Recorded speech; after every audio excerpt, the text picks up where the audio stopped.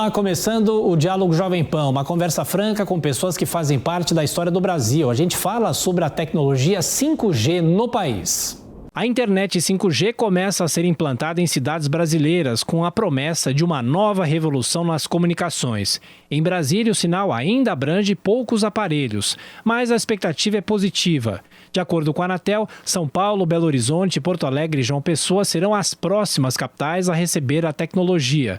A promessa de uma velocidade de internet 100 vezes mais rápida do que a atual, em destaque no Diálogo Jovem Pan. O nosso convidado é o engenheiro Eduardo Tudy, que preside a consultoria Teleco, para falar mais sobre o 5G aqui no Brasil. Tudy, muito bem-vindo aqui ao Diálogo Jovem Pan. A gente que sempre se falou, pela Rádio Jovem Pan, agora estamos também na televisão e falando sobre um tema importantíssimo, que é a tecnologia 5G. Muito bem-vindo. Obrigado aí a vocês pelo convite, é um prazer estar aqui conversando com vocês. Bom, eu me lembro que a gente conversou muito aqui na Jovem Pan, falando sobre toda essa estrutura da internet, ainda do 3G para o 4G, agora chegamos ao 5G. E quais são as principais dúvidas das pessoas em relação a isso? Eu acho que talvez a primeira, claro que o processo ainda está sendo implementado, Brasília é uma cidade piloto, nem todo lugar já tem essa tecnologia, mas eu pergunto, a pessoa vai ter que trocar o celular para se adaptar a essa tecnologia ou não? Talvez essa seja a principal dúvida das pessoas, não é? A resposta é sim, Porque como se trata de uma nova tecnologia, você precisa ter um aparelho que funcione nessa nova tecnologia, Como aconteceu nas outras gerações de celular, a partir da primeira geração, toda vez que vem uma nova geração, você precisa ter um novo aparelho, É claro, hoje a gente em abril já tinha 2,2 milhões de pessoas que tinham aparelho 5G no Brasil. Essa troca vai ocorrer de maneira lenta, Porque o que a gente observa é que à medida que uma pessoa troca o celular, hoje ele já devia trocar por um celular 5G, Essa é a recomendação.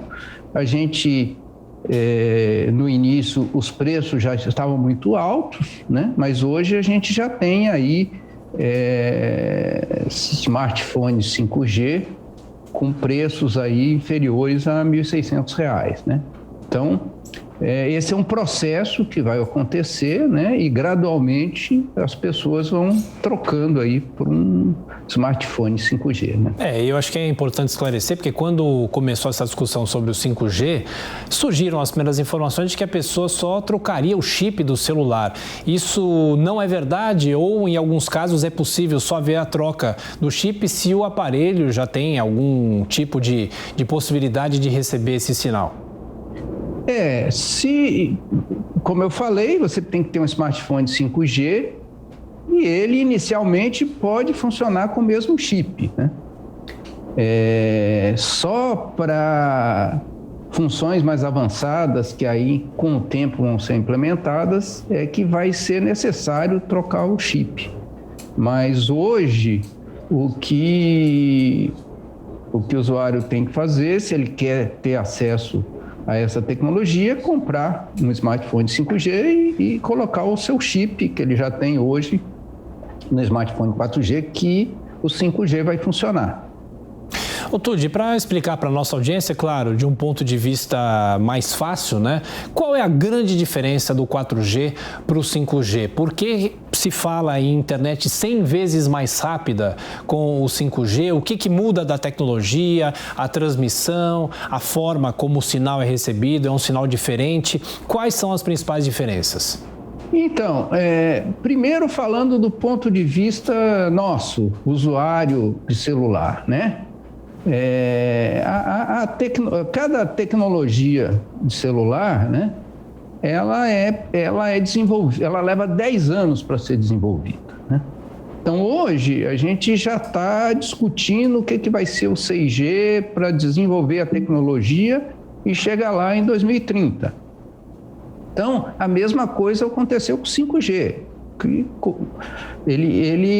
E o que ele apontou como objetivos, Em primeiro lugar, para o usuário, né, pessoal, é uma velocidade muito mais alta, né?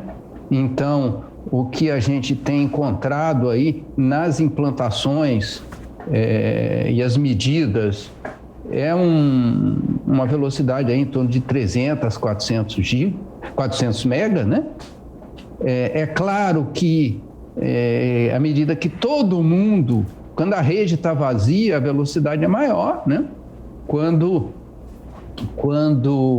essa rede, todo mundo estiver no 5G, a tendência a velocidade ser um pouco menor, né? Mas nós estamos falando aí de velocidades em torno de 10 vezes a que a gente tem hoje no 4G, né? E também uma latência menor, né? O que é a latência? É o tempo na hora que você clica lá para carregar um site no seu navegador, o tempo que ele leva para carregar. Então, essa latência menor vai ter um impacto positivo em muitas aplicações, principalmente em games, né? Onde essa latência é muito importante, né? Então, o que a gente espera inicialmente é isso, né? Mas aí você pode dizer, não, mas para que eu quero uma velocidade maior, né? Na realidade, existem uma série de aplicações que hoje a gente não usa no celular porque elas não são viáveis, né? Um exemplo, realidade aumentada, uma série de coisas que, à medida que existe essa plataforma, né, de conectividade com essa velocidade ou essa latência mais baixa, elas ficam viabilizadas, né? O que a gente vê de início, em experiências aí em outros países, né, como os Estados Unidos, é que cresce muito o consumo de dados, né? Porque se hoje a gente consome aí 5, 10 giga por mês, isso vai para 25, 30, 40, né? Por quê? Porque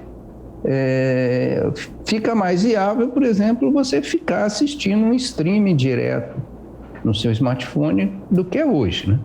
Então, agora, o fato do 5G ter essa velocidade, essa capacidade maior, faz com que o custo por bit que as operadoras têm seja menor. Então, permite que elas ofereçam planos, né, com preços próximos dos que a gente tem hoje e com uma cota de dados muito mais alta, né?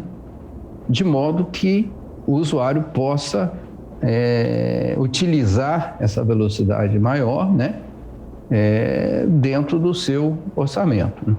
Pois é, essa é a grande dúvida também. Eu comecei a entrevista perguntando se o celular precisava ser trocado e o plano de celular do usuário. O usuário vai ter que trocar o plano ou as operadoras vão fazer automaticamente uma migração de plano? E é possível que tenhamos planos mais baratos ou isso vai igualar ou até mesmo encarecer um pouco mais?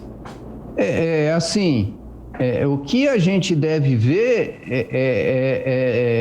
vamos dizer, são planos com cota, o que a gente vê nos Estados Unidos, com cotas de dados muito mais altas ou até sem limite, né? Por preços ou próximos dos que hoje eram aquelas cotas, ou seja, aquelas cotas menores acabam sendo mais baratas, ou com um pequeno acréscimo. Existe uma expectativa com a redução aí da alíquota de ICMS de uma redução nesses preços, né? Dos planos, né? Pelo abatimento do imposto, mas isso também dá um fôlego para o usuário contratar esses planos 5G com cotas de dados mais altas, né?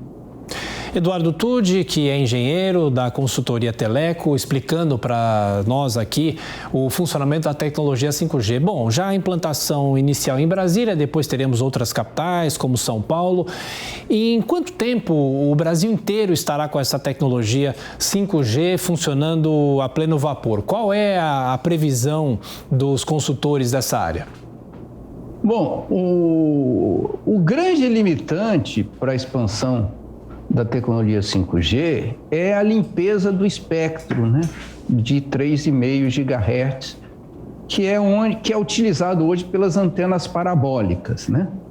Aquelas que recebem a TV aberta de graça, né? E que são aí milhões, e que eles têm que mudar para uma nova frequência de modo que não haja interferência.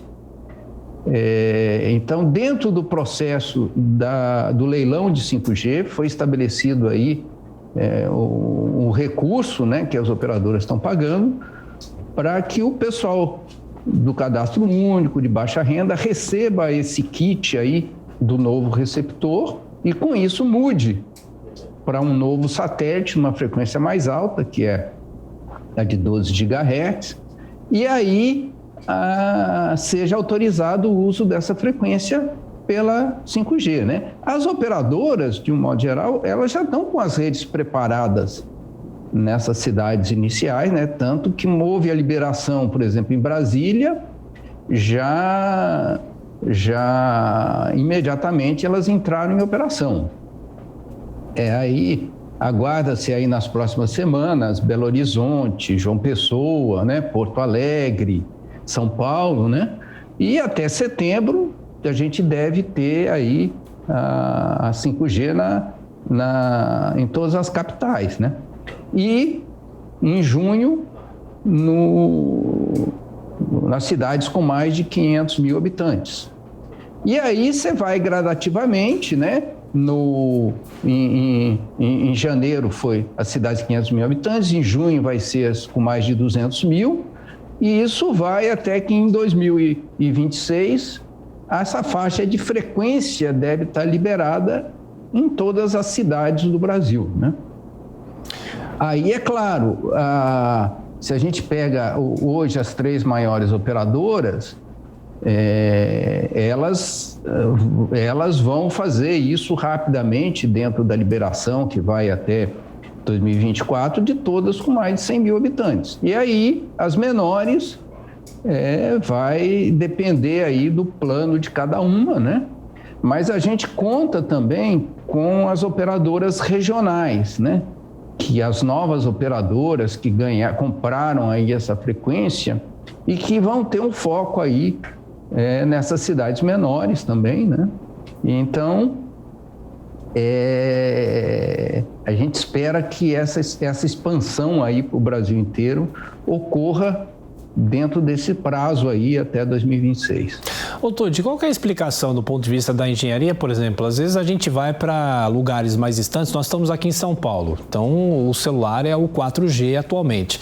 A gente vai para lugares mais distantes, interior, às vezes o seu celular aponta o 3G ou até mesmo aquele símbolozinho lá, o H, mostrando que a sua internet não está a pleno vapor. Por que isso acontece? E com o 5G, essas outras fases, vamos dizer assim, da internet serão desativadas, o 3G, o 4G, isso será desativado ou não? Por que essas outras frequências continuam em atividade? Bom, primeiro, por que a gente não tem 4G ainda em todos os municípios, né? Porque, do ponto de vista da viabilidade econômica, né, a gente vê, as operadoras veem isso até cidades com mais de 30 mil habitantes. Tá? Então, as cidades com menos de 30 mil habitantes, elas são atendidas por compromissos que as operadoras assumem na compra de frequências, né? Então, isso aconteceu no 2G, isso aconteceu no 3G, né? Só que no 4G, quando a gente teve a licitação da frequência de 700 mega, né? E que nesse momento deveria ter sido colocado uma obrigação das operadoras atenderem os municípios com menos de 30 mil habitantes com 4G, o governo estava numa situação financeira apertada e ele preferiu pegar todo o dinheiro para o Tesouro e não impor esse compromisso. Então, isso levou um atraso na chegada do 4G para esses municípios, né? Muitos foi implantado pelas operadoras, mas a gente ainda tem. Então, nessa licitação de 5G, o que aconteceu? Foram colocados compromissos de levar 4G nessas cidades, municípios onde não tem, e também em vários distritos onde você ainda não tem o celular, ou tem um celular 2G, 3G, né? Então, a gente deve ver aí um crescimento muito forte aí do 4G, que vai passar a ser vamos dizer, a tecnologia padrão nesses locais, né? Aí você pergunta, mas por que 4G? Porque se você fosse colocar 5G hoje nesses municípios menores, a cobertura do 5G é menor por causa da frequência e os smartphones são mais caros, né? Então, o que a gente deve ver aí nos próximos 10 anos? Assim como 4G e 3G convivem até hoje, a gente vai ver uma convivência muito forte de 5G com 4G, né? Quando a gente diz coloquei 5G numa capital, não significa que a cobertura 5G vai ser igual à da 4G. Ela vai ser menor. Por quê? Você está colocando em algumas antenas e você está colocando uma frequência mais alta, que tem um raio de cobertura menor. Então, o avanço da cobertura 5G, mesmo na cidade onde ela está atendendo, é lento. Na Coreia, que é um país pequeno, em Seul, que foi um dos primeiros lugares a colocar 5G, que tem muito mais antenas do que no Brasil, o usuário do 5G, ele fica 30% do tempo no 5G e o resto no 4G. Se você vai em outras cidades, então, dos Estados Unidos, Europa, isso é 15%, 20%. Então, o que as operadoras têm feito para que não haja uma disparidade muito grande na experiência do usuário quando ele está no 5G para o 4G? É colocar o 4,5G onde você já tem uma velocidade mais próxima do 5G, ele não vai sentir tanto. Entendi. Mas, por muito tempo, ele vai conviver com essas duas tecnologias. Agora, o 2G e o 3G Sim. ainda não foram desligados, porque você ainda tem muitas aplicações utilizando essas tecnologias, né? Principalmente em aplicações de comunicação máquina a máquina, que a gente fala, né? De coleta de dados, essas máquinas de cartão de crédito.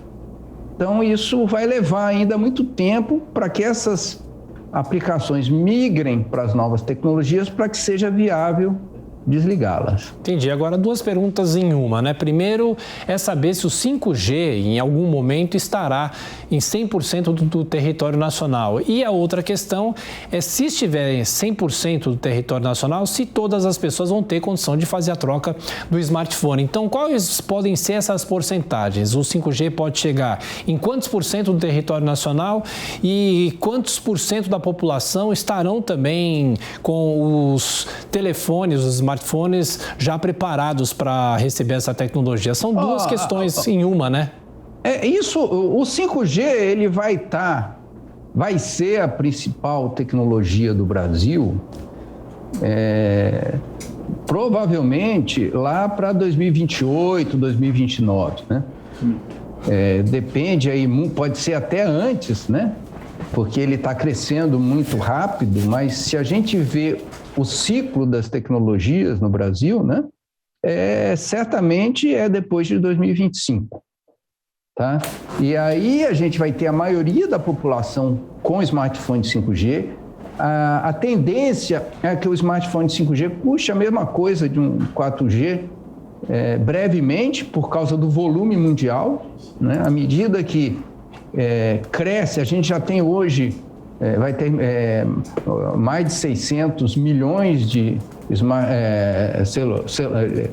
usuários de celulares 5G no mundo.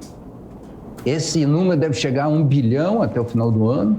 Então, com isso, os preços vão cair e vai chegar um ponto aí que, na verdade, ninguém vai mais comprar smartphone 4G, já vai comprar o 5G, que no 5G também tem o 4G, né? Então, essa barreira do smartphone, de preço de smartphone, em 2, 3 anos, isso é coisa superada. Aí existe essa questão do avanço da cobertura, né? Tanto para novas cidades como dentro das cidades, né? Então, apesar da maioria ter um smartphone 5G, como eu falei, ele ainda vai ficar trafegando entre as duas tecnologias. Eduardo Tuddi é engenheiro da consultoria Teleco, falando sobre a implantação do 5G aqui no Brasil. Agora, como nós vimos, né, uma outra mudança de tecnologia recente em relação à TV analógica para a digital, nós tivemos muitas oportunidades para as pessoas trocarem de televisão, comprarem até aquele conversor digital. O senhor acha que no caso do 5G agora, as empresas vão dar também chance para que o consumidor troque mais facilmente o smartphone? Então, é de interesse das operadoras que o usuário migre para o 5G, né? Por quê? Porque como a rede 5G tem uma capacidade muito maior, ele vai poder, inclusive, desafogar a rede 4G que ele tem hoje, né? Então, a gente já vê hoje as operadoras na sua venda de smartphones, né? Que, em geral, aí são facilitadas em prestações, etc. Tal, a maioria são smartphones 5G. Então, vai haver um esforço, já está tendo um esforço nessa direção, porque é também de interesse das prestadoras que os usuários migrem para o 5G, que tem muito mais capacidade, e aos poucos vai desafogando a rede 4G.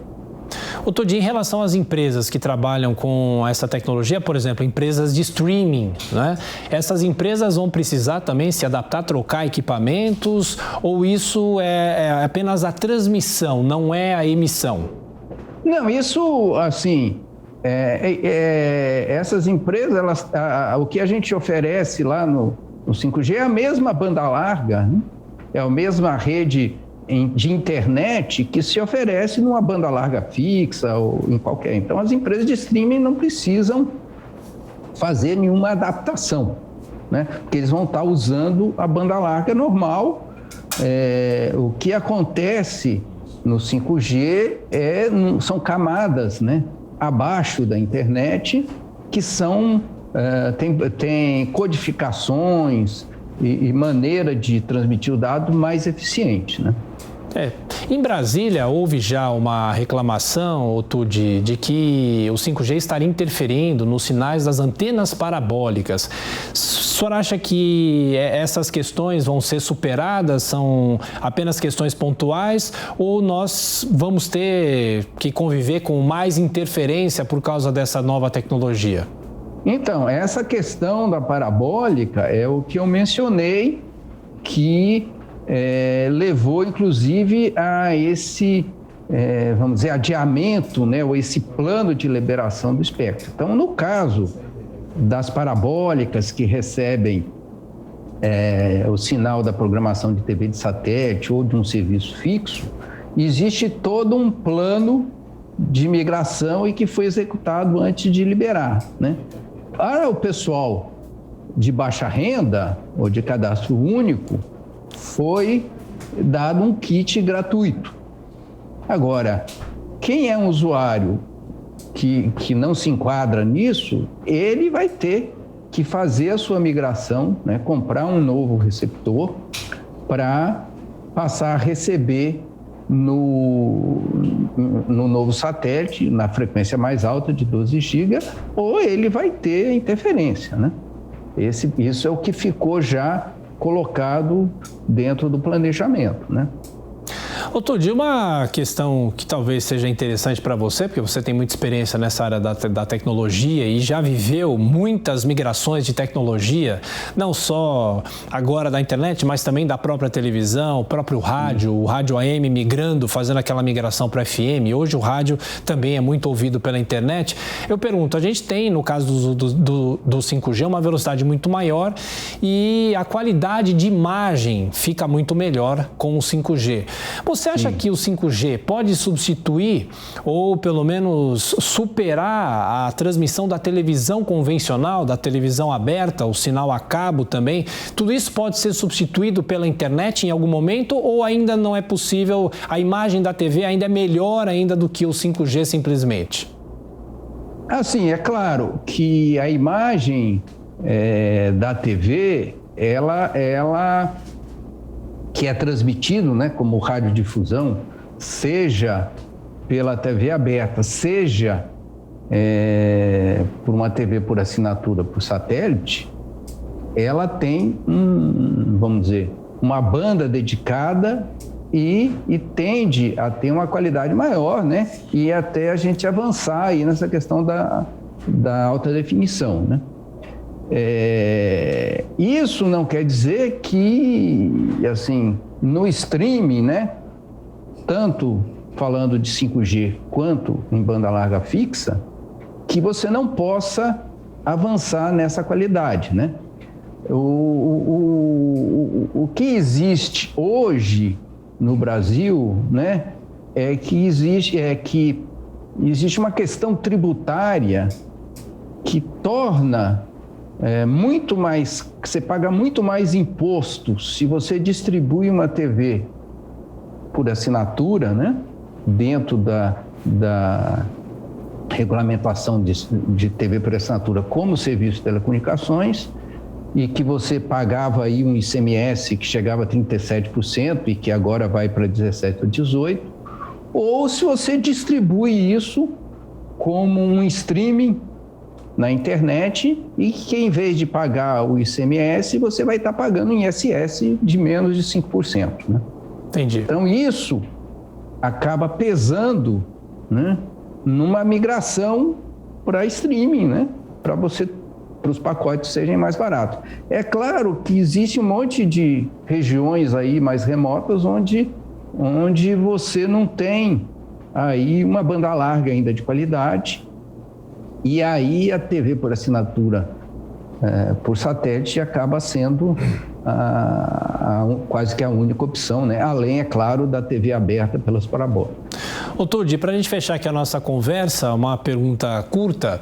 O senhor acha que o consumidor terá disponível para ele contratar serviços, mais empresas estarão disponíveis para que ele faça a escolha, ou vai continuar o mesmo monopólio de 4, 5 empresas desse setor? Bom, aí a gente tem as 3 empresas, que são hoje as principais. A gente, no leilão de 3,5, apareceram empresas regionais, né? Então a gente vai ter uma a mais em cada região, né? E existe também um crescimento das operadoras móveis virtuais, né? Que usam a rede dessas operadoras, mas oferecem planos, e hoje o Brasil já tem mais de 100 operadoras móveis virtuais, né? Então, existe esse leque de opções, ele vai se ampliar e está se ampliando, né? É importante, então, que o usuário aí conheça essas novas opções, né? E procure aquela que lhe traz maior benefício. Perfeito. Tudi, olha, muito obrigado pelos esclarecimentos aqui na Jovem Pan, e voltaremos a nos falar e torcendo para que essa tecnologia entre já para todos os brasileiros em breve. Muito obrigado mais uma vez, até a próxima. Obrigado a vocês aí, um abraço a todos. Um abraço. Bom, conversamos com o Eduardo Tudi, que preside a consultoria Teleco. Falamos sobre a implantação da tecnologia 5G aqui no Brasil. A você ouvinte, a você espectador, a você que nos acompanha, muito obrigado mais uma vez pela sua audiência e até a próxima.